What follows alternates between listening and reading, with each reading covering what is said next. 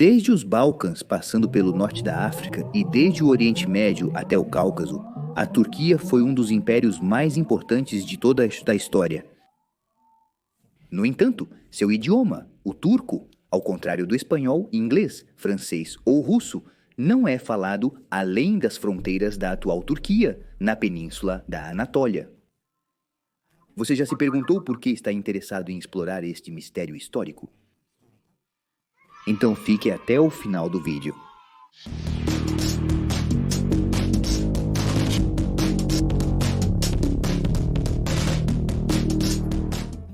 Primeiro vamos abordar as dimensões.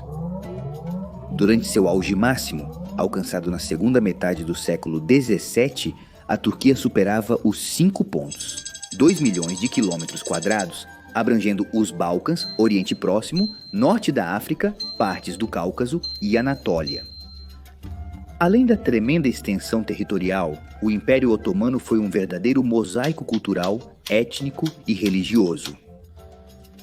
Sérvios, gregos, turcos, árabes, curdos, albaneses, búlgaros, armênios, assírios, bósnios e romanos foram alguns dos povos que o compuseram e que seguiram não apenas o Islã, mas também outras religiões, como o cristianismo, o judaísmo ou o russismo. Isso fomentou o pragmatismo administrativo, priorizando o controle político sobre a unificação cultural e linguística. Esse pragmatismo pôde ser expresso no sistema de Millet, um modelo de organização administrativa e religiosa dentro do Império Otomano, que permitia às comunidades religiosas se autogovernarem sob suas próprias leis, tradições e autoridades. Este sistema era aplicado principalmente a cristãos, judeus e outras minorias religiosas conhecidas como IMIS, que, embora subordinados ao Estado muçulmano, desfrutavam de certo grau de autonomia. Cada millet, que em turco significa nação, era liderado por líderes religiosos, como patriarcas, rabinos ou bispos, responsáveis pela administração da justiça, educação e coleta de impostos dentro de sua comunidade. Em troca, os membros das comunidades tinham que pagar a idza, um imposto específico para não-muçulmanos que lhes concedia proteção e os isentava do serviço militar. No entanto, não eram forçados a aprender o turco e podiam manter seu idioma, tradições e práticas culturais. O sistema do millet refletia uma abordagem pragmática de governança. Em vez de assimilar cultural ou linguisticamente os povos conquistados, os otomanos se concentraram na arrecadação de tributos, priorizando o crescimento econômico. Assim, a lealdade ao Estado otomano não dependia da língua ou da cultura, mas do cumprimento das obrigações fiscais e legais.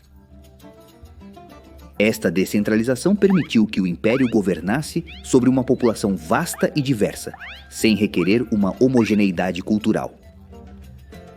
No entanto, essa abordagem limitou a coesão cultural do império e deixou espaço para movimentos nacionalistas. Em séculos posteriores, especialmente durante o século XIX, que foi quando coincidiram o início da decadência otomana e o auge dos nacionalismos na Europa. Embora o sistema de Millet seja a razão fundamental para a não expansão do idioma turco, existem outras razões que contribuíram para isso. Embora o turco otomano fosse a língua da corte e dos funcionários, grande parte dos documentos e comunicações oficiais nas províncias eram realizados em árabe, persa ou nos idiomas locais, o que desmotivou ainda mais o aprendizado do idioma oficial do país. Por outro lado, o turco nunca foi o idioma mais falado do país, mas sim o árabe. Além de haver mais população árabe do que turca durante a era otomana, a língua árabe é o idioma do Corão, por isso tinha um status religioso superior ao turco, especialmente nas regiões muçulmanas como o Oriente Médio e o norte da África. Da mesma forma, outros muçulmanos do Império, diante da falta de pressão para aprender o turco, priorizavam o árabe em vez do turco. Essa falta de políticas de assimilação linguística contrastava com as políticas coloniais europeias, onde o Reino Unido, França, Rússia ou Espanha impunham ativamente sua língua.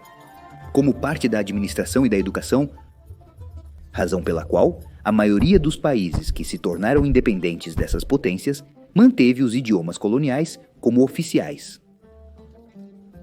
Finalmente, podemos falar dos movimentos nacionalistas do século XIX que rejeitaram o idioma turco como símbolo de opressão. Este foi considerado o século dos nacionalismos e se gestou especialmente nos Balcãs, onde qualquer tipo de influência turca foi rejeitada em favor dos idiomas e da cultura local. Com isso, todo vestígio da língua turca ficou totalmente desacreditado. Portanto, como você pode ver, ao contrário dos impérios europeus, o Império Otomano nunca buscou a uniformidade cultural ou linguística em seus territórios. Sua abordagem pragmática e descentralizada permitiu a diversidade, mas em troca, limitou a expansão do idioma turco. Isso ajudou a preservar as culturas e idiomas locais que são falados nos países atuais, ao contrário da América, onde as línguas indígenas são, na sua maioria, minoritárias.